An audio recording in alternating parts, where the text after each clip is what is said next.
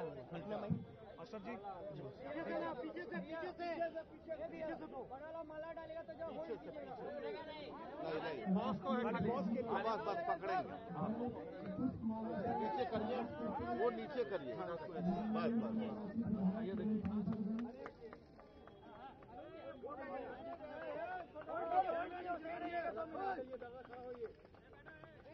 चलिए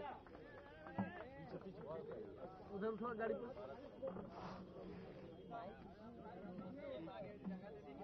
देखिए ना,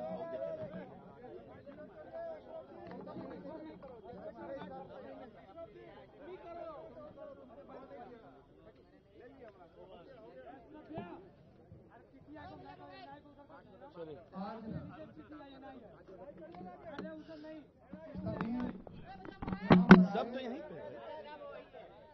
इलेक्ट्रॉनिक मीडिया, प्रिंट मीडिया और यूट्यूब से जुड़े सभी साथियों का लोक जनशक्ति पार्टी रामविलास अभिनंदन करती है। आज पहले पार्टी के लिए ये बहुत गौरव का दिन है। बिहार विधानसभा के चुनाव के उपरांत लोक जनशक्ति पार्टी रामविलास ने नवनिर्वाचित 19 विधायक आए हैं जीत करके। सभी नवनिर्वाचित विधायकों का पार्टी के तरफ से अभिनंदन करते हैं।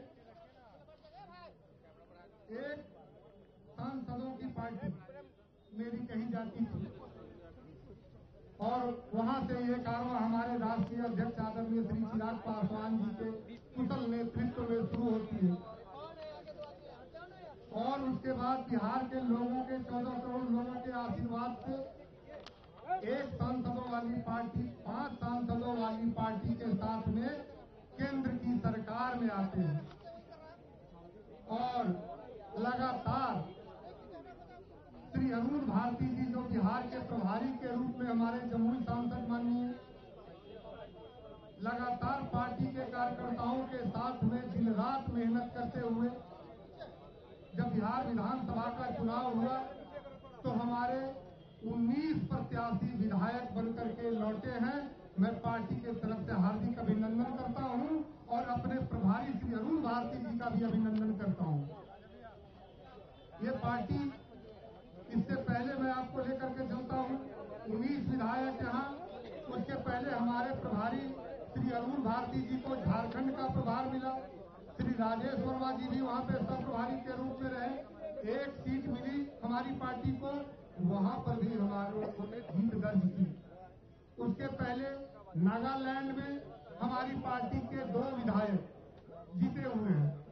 तो ये इतना खुशनुमा माहौल जब से राष्ट्रीय अध्यक्ष जी ने एक विपरीत परिस्थिति को अनुकूल बनाने में जो आप लोगों के सहयोग से और बिहार के लोगों के और देश के आशीर्वाद से स्थापित किया है, मैं उसके लिए पार्टी के तरफ से अपने राष्ट्रीय अध्यक्ष जी का भी अभिनंदन करता हूं।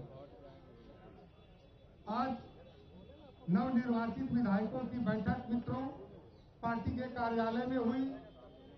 इसमें सभी विधायकों ने अपने विधायक दल का नेता का भी चयन किया। लोक जनशक्ति पार्टी रामविलास नवनिर्वाचित विधायक दल के नेता के रूप में मेरे पहले से प्रदेश अध्यक्ष रहे आदरणीय श्री राजू तिवारी जी को विधायक दल का नेता चुना गया है। पार्टी की तरफ से इनका हार्दिक अभिनंदन और स्वागत।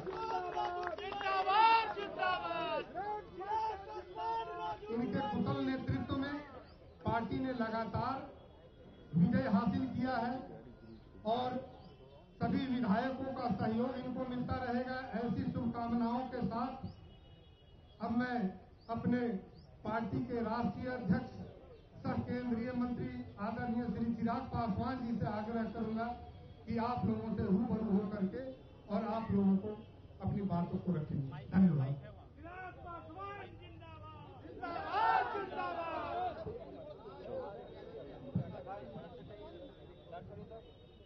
साथियों, सर्वप्रथम इस प्रेस वार्ता में उपस्थित होने के लिए मैं मीडिया से जुड़े हुए मेरे तमाम पत्रकार साथी भाइयों का मैं स्वागत करता हूं। क्षमा चाहूंगा कि एक दो बार आज प्रेस वार्ता का ये समय बदला गया। कुछ ऐसे कार्यक्रम जुड़े जो पूर्व निर्धारित नहीं थे। सुबह मुख्यमंत्री जी से मुलाकात का समय हुआ। लोक जनशक्ति पार्टी रामविलास का प्रतिनिधिमंडल मुख्यमंत्री जी से मुलाकात कर उनको विधिवत तौर पर जिस तरीके से उनके नेतृत्व में एनडीए गठबंधन ने चुनाव लड़ने का काम किया, उसके लिए हम सब ने मिलकर उनको बधाई दी। एक बधाई कल मैं उनको फोन के माध्यम से पहले ही दे चुका था, पर आज विधिवत तरीके से मिलकर न सिर्फ उनको हम लोगों ने बधाई देने का काम किया, बल्कि आने वाले दिनों में क्या रूपरेखा सरकार की गठबंधन की रहेगी उस पर भी हम लोगों ने चर्चा करने का काम किया। आज जब यहां आप सबके सामने आपसे रूबरू हो रहा हूं और एक ऐसे कार्यालय में जिस कार्यालय से मेरे नेता, मेरे पिता आदरणीय रामविलास पासवान जी की पुरानी यादें जुड़ी हुई हैं, आज मुझे इस बात की खुशी है, इस बात का गर्व है कि आज कहीं ना कहीं हमारी पार्टी ने अपनी मेहनत, अपने परिश्रम से, कार्यकर्ताओं की मेहनत परिश्रम से आज पार्टी ने अपने आप को उस मुकाम तक लेकर जाने का काम किया जो सोच मेरे नेता आदरणीय रामविलास पासवान जी की रही। सन 2000 में जब से पार्टी का गठन हुआ तब से लेकर अभी तक ये दूसरा पार्टी का सबसे बेहतरीन प्रदर्शन रहा। पहला प्रदर्शन 2005 में जब बिना किसी गठबंधन में मेरे नेता ने चुनाव लड़ने का काम किया, 29 विधायक जीते, पर परिस्थितियों वर्ष उस वक्त सरकार नहीं बनी और जिस तरीके से दोबारा चुनाव होने पर पार्टी का प्रदर्शन 2005 नवंबर में जब चुनाव हुए तो उस तरीके का नहीं रहा जो पहले फरवरी में हुए चुनाव में रहा था। और तब से निरंतरता में पार्टी ने कई संघर्ष के दौर देखे। 2009-2010 का एक ऐसा दौर आया जब 2009 लोकसभा में मेरे नेता आदरणीय रामविलास पासवान जी खुद भी उस वक्त वो चुनाव नहीं जीत पाए थे। वो एक कठिन समय जरूर पार्टी का था, पर उन्होंने हार नहीं मानी और 2014 में एक शानदार वापसी, उन 5 सालों में जिस तरीके से उनका संघर्ष रहा, एक शानदार वापसी उन्होंने करने का काम किया। इतिहास कहते हैं कि अपने आप को दोहराता है।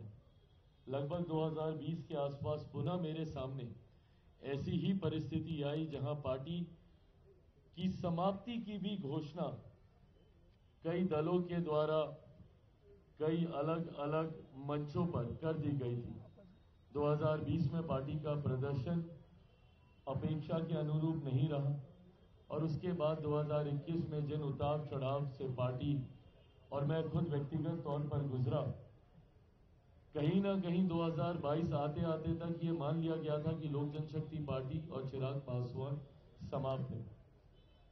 पर मेरी रगों में भी मेरे नेता, मेरे पिता आदरणीय रामविलास पासवान जी का खून है। 2009 के बाद ना उन्होंने हार मानी थी और संघर्ष कर पार्टी को ऊंचाइयों तक वो लेकर गए थे। उन्हीं का खून मेरी रगों में है। 2020 में जब प्रदर्शन हम लोगों की अपेक्षा के अनुकूल नहीं रहा, मैंने भी उन्हीं से ही सीख लेते हुए पार्टी को नई ऊंचाइयों तक लेकर जाऊंगा, ये संकल्प लिया। 2024 में गठबंधन ने अपना विश्वास जताते हुए एक सांसद वाली पार्टी को 5 लोकसभा की सीटें दी लड़ने की और 5 की 5 हम लोग जीते। और विधानसभा में 0 विधायक वाली पार्टी, मैं एक विधायक बोलने लगा था पर बोलते बोलते याद आया कि जो विधायक थे वो भी पार्टी का साथ छोड़कर चले गए थे और उन्होंने दूसरे दल का साथ थामा था। तो ऐसे में एक 0 विधायक वाली पार्टी को जिस तरीके से गठबंधन ने विश्वास जताकर 29 सीटें देने का काम किया और 29 में भी ऐसी सीटें देने का काम किया जो गठबंधन ने विश्वास रखा कि ये कठिन सीटें हैं और ये कठिन सीटें लोक जनशक्ति पार्टी रामविलास चिराग पासवान ही जिता कर ला सकते हैं। मेरे लिए ये बहुत बड़ी बात थी। मुझे ज्यादा विस्तार में ये बातें आपके समक्ष रखने की जरूरत नहीं है, क्योंकि मीडिया ने अपना विश्लेषण, आप सब ने अपनी अपनी तरीके से अपने अपने चैनल्स पे आपने इसका विश्लेषण किया था कि किस तरीके से वो विश्लेषण का स्वरूप थोड़ा बदला हुआ था।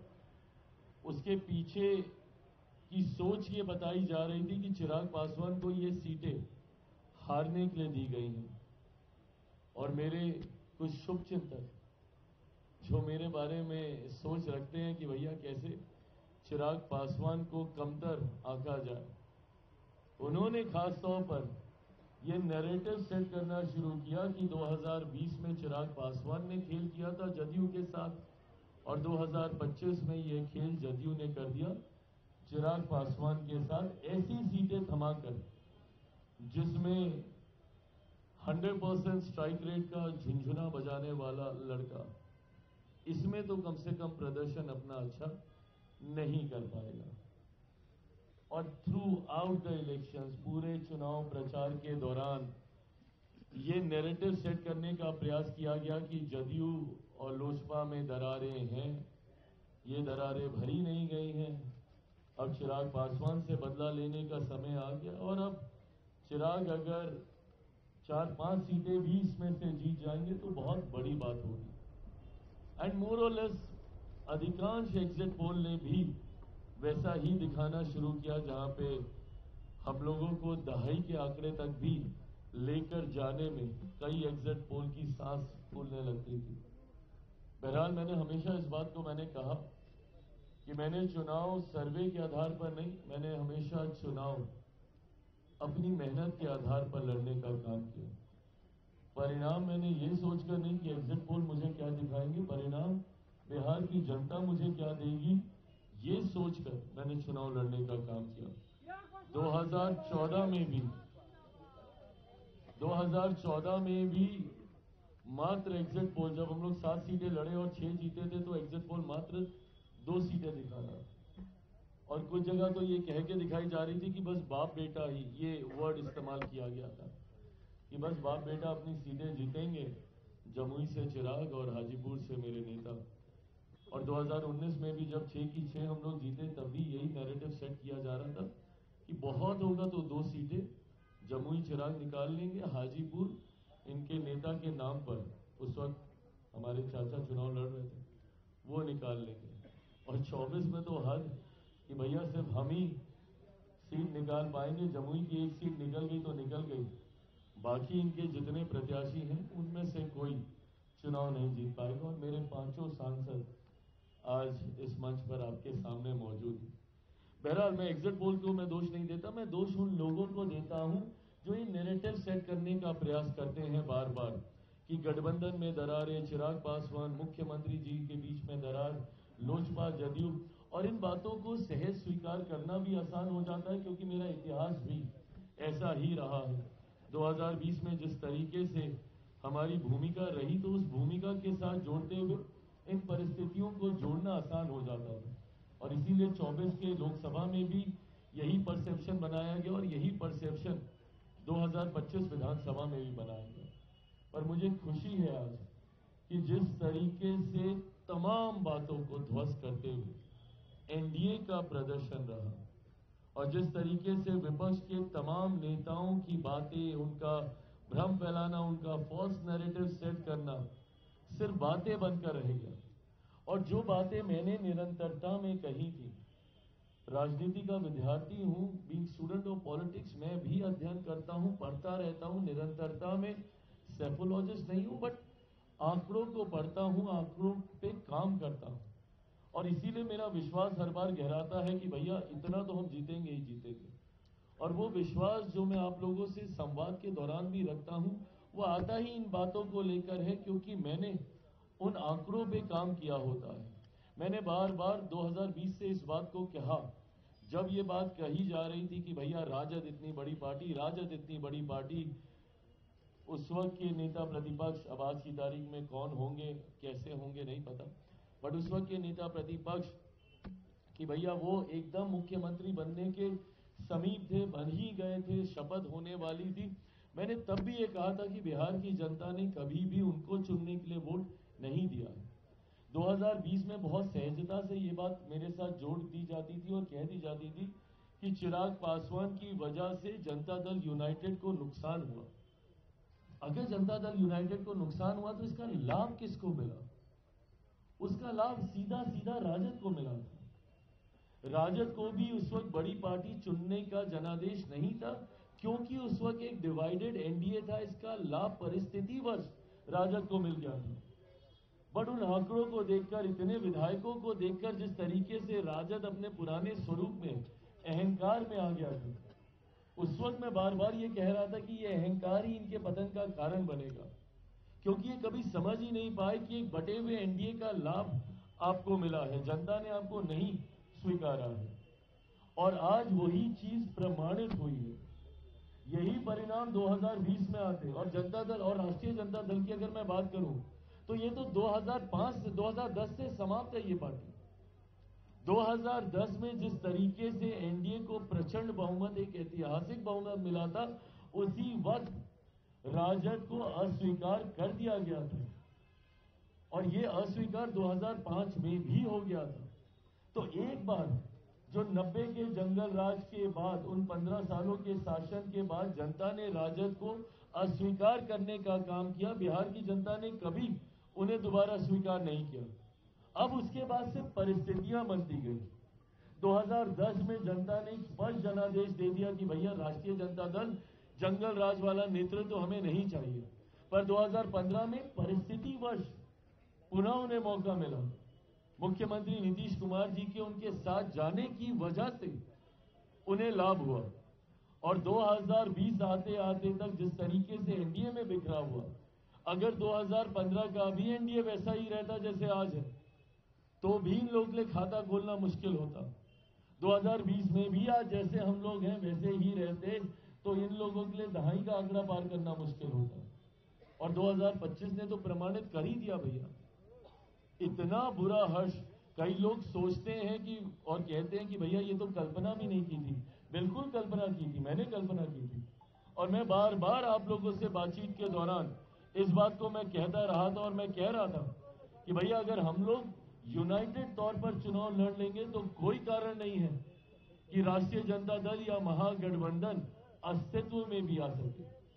और इस बार जिस तरीके से इनकी बुरी करारी हार हुई है, ये दर्शाता है कि जिस तरीके से महागठबंधन राष्ट्रीय जनता दल को बिहार की जनता आज से नहीं दशकों से नकार चुकी है, पिछले 20 साल से नकार चुकी है। ये सिर्फ एक भ्रम बना हुआ है। और इस बार तो भ्रम यहां तक टूटा कि जिस एमवाई समीकरण की ये लोग बात करते थे, इस बार तो वो एमवाई समीकरण तक ध्वस्त हुआ है।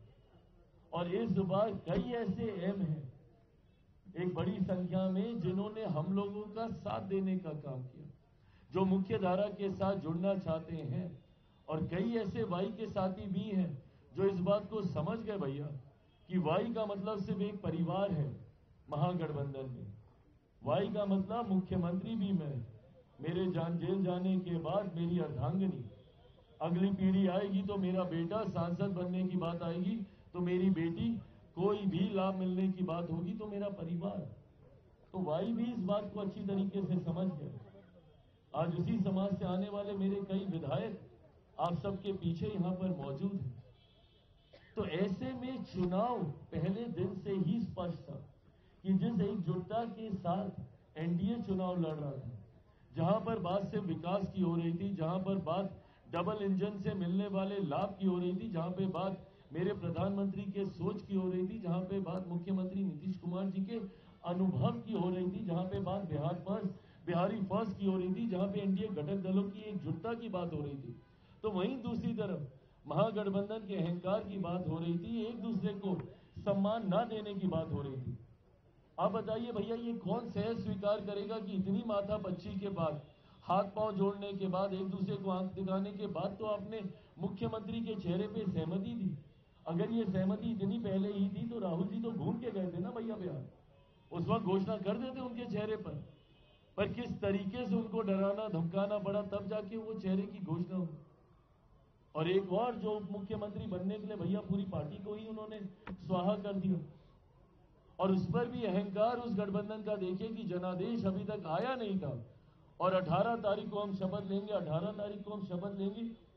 ये लोकतंत्र की भाषा नहीं है, ये अहंकार की भाषा है, ये तानाशाही की भाषा है। और जिसको 90 के दशक के बाद जनता ने नकारा तो आज तक उन्होंने कभी स्वीकारा नहीं। आज के बाद राष्ट्रीय जनता दल जिस तरीके से ये सांप्रदायिकता जातीयता का प्रतीक बन चुका था, एमवाई समीकरण, और कल मुझे खुशी हुई कि जिस बिहार फर्स्ट बिहारी फर्स्ट की सोच को मेरे प्रधानमंत्री जी ने भी मजबूती से दोहराने का काम किया। जिस बात को मैंने हर मंच से कहा कि सही मायनों में बिहार में कोई एमवाई समीकरण है तो उस एम में देश की ही नहीं दुनिया की आधी आबादी का प्रतिनिधित्व करने वाली महिलाएं हैं, तो उस वाई में मेरे प्रदेश की ही नहीं देश की सबसे बड़ी आबादी युवाओं की है। ये है सही मायनों में एमवाई का समीकरण।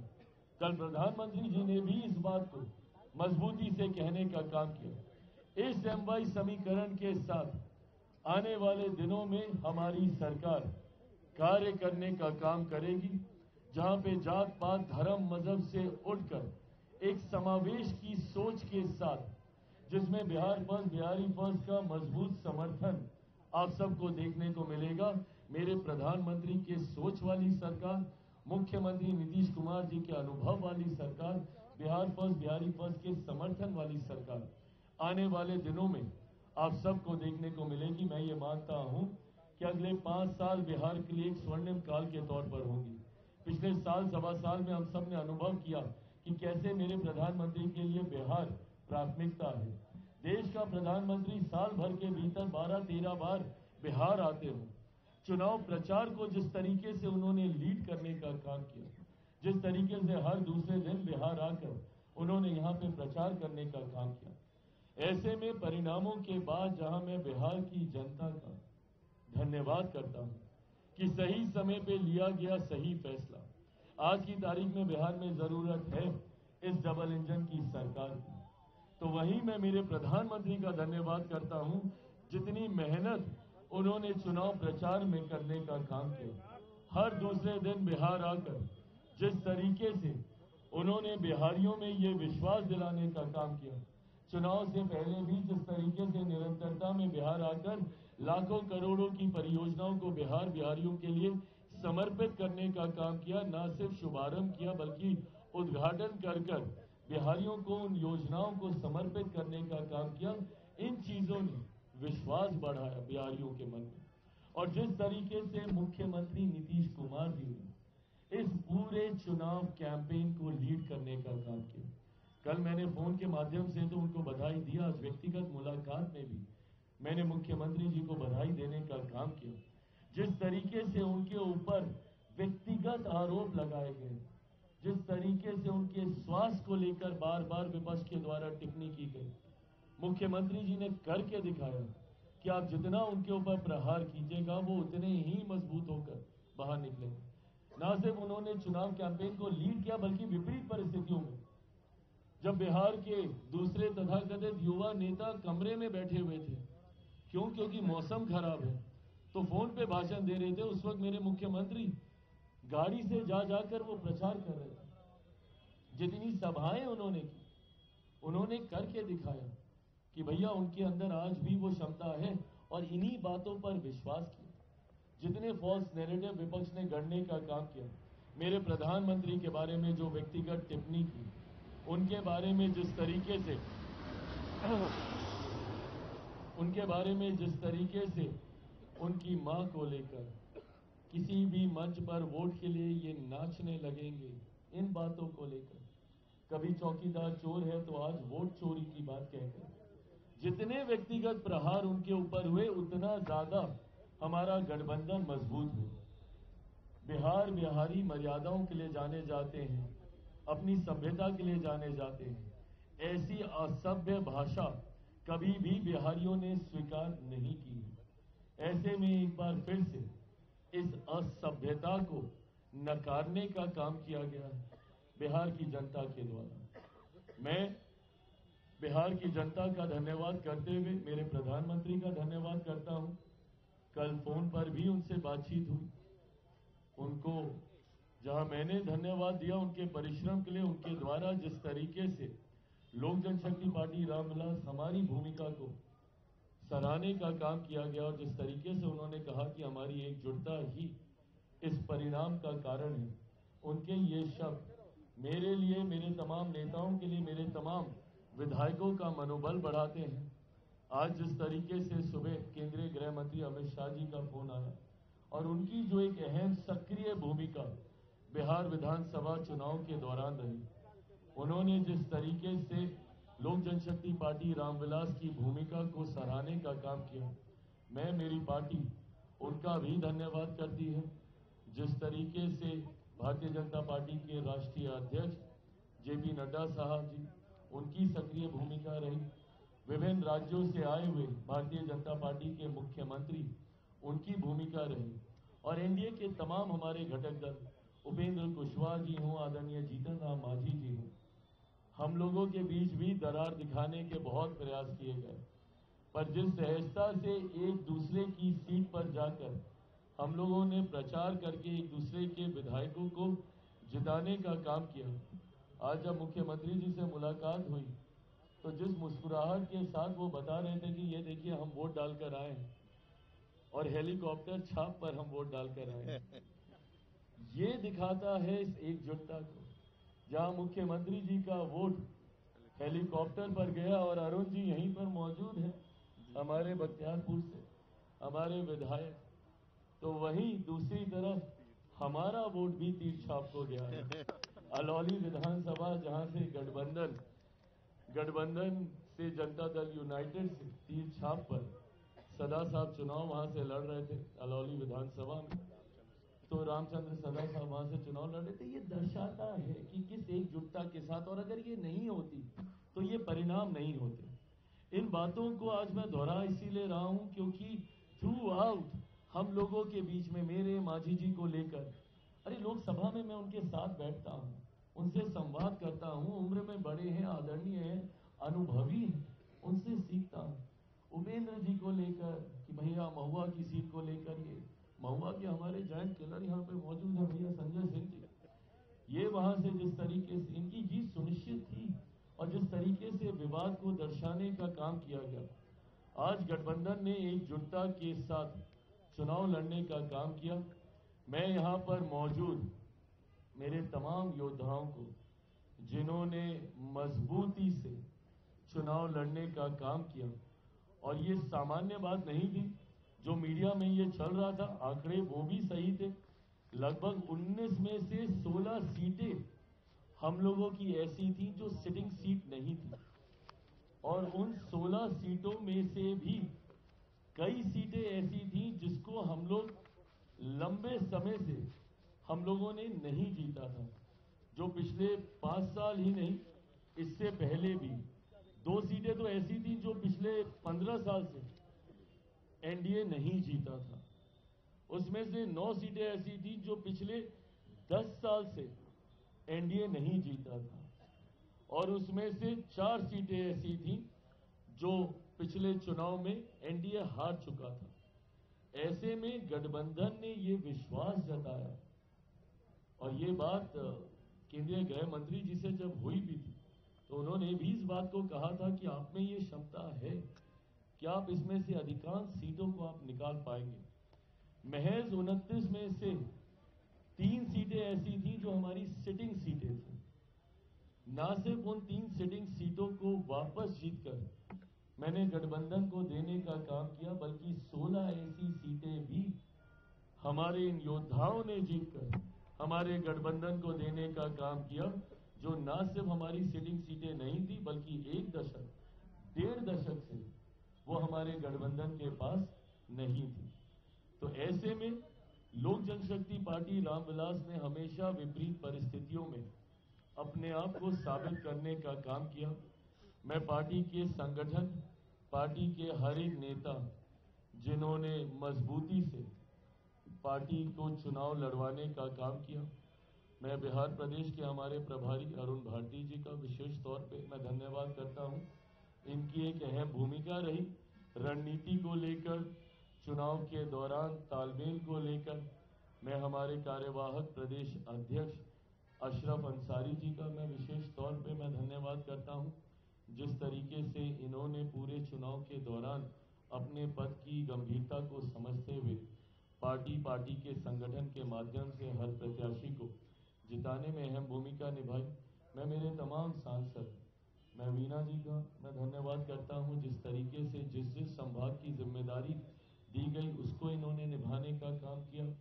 मैं राजेश वर्मा जी का मैं धन्यवाद करता हूं। एक सह प्रभारी की भूमिका में मजबूती से जिस तरीके से संगठन को इन्होंने मजबूती देते हुए चुनाव में एक सक्रिय भूमिका निभाई। मैं शांभवी जी का मैं धन्यवाद देता हूं। जिस तरीके से इनकी भूमिका पार्टी के अलग अलग प्रत्याशियों की जीत को लेकर जो जिम्मेदारी दी गई थी उसको इन्होंने बखूबी निभाने का काम किया। मैं हमारे तमाम प्रवक्ताओं को, मुन्ना जी यहाँ पर मौजूद हैं राष्ट्रीय प्रवक्ता के तौर पर, उनका, प्रदेश के हमारे तमाम जितने भी हमारे प्रवक्ता हैं, मीडिया के प्रभारी हैं, सबका मैं धन्यवाद देता हूं। समय समय पर सही जानकारी आप सबके समक्ष उन्होंने रखने का काम किया। मैं हमारे युवा प्रकोष्ठ के हमारे प्रदेश अध्यक्ष वेद प्रकाश पांडे जी का धन्यवाद देता हूं, जिन्होंने अतिरिक्त प्रभार के तौर पर हमारी भूमिका का निर्वहन करने की जिम्मेदारी निभाने का काम किया। गठबंधन के साथ तालमेल बैठाकर कौन कितनी सभाएं, कैसे सभाएं, हमारे साथ प्रचार प्रसार में आना, ये एक बड़ी जिम्मेदारी इनके ऊपर थी। इसको बखूबी इन्होंने निभाने का काम किया। मैं हमारे तमाम नव निर्वाचित विधायकों का मैं विशेष तौर पे मैं धन्यवाद करता हूं, जिन्होंने, एक बार सब लोग अपने अपने स्थान पर खड़े हो जाएं। मैं तमाम विधायकों को जहां मैं बधाई देता हूं, वहीं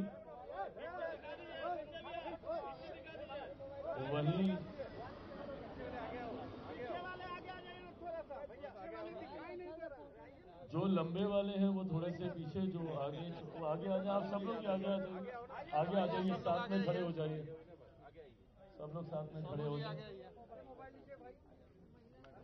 बेबी जी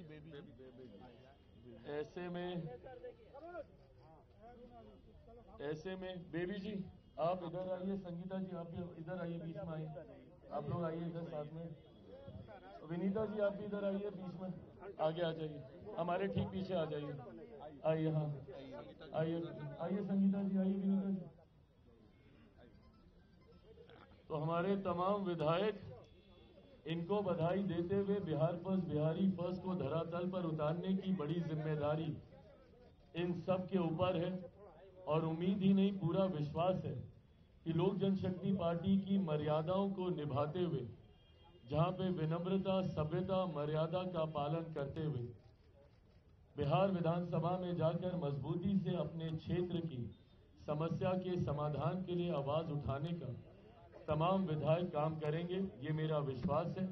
आने वाले दिनों में विधायक दल के नेता के तौर पर एक बार फिर से राजू तिवारी जी पर पार्टी ने भरोसा करने का काम किया। हमारे नेता आदरणीय रामविलास पासवान जी के दौरान भी, उनके कार्यकाल के दौरान भी ये जिम्मेदारी इनके पास थी। इस बार एक बड़े विधायक दल का नेता बनने की जिम्मेदारी इनको मिली है। आने वाले दिनों में एक अहम भूमिका इनकी रहेगी, गठबंधन के साथ तालमेल कर गठबंधन के नेता के चुनाव से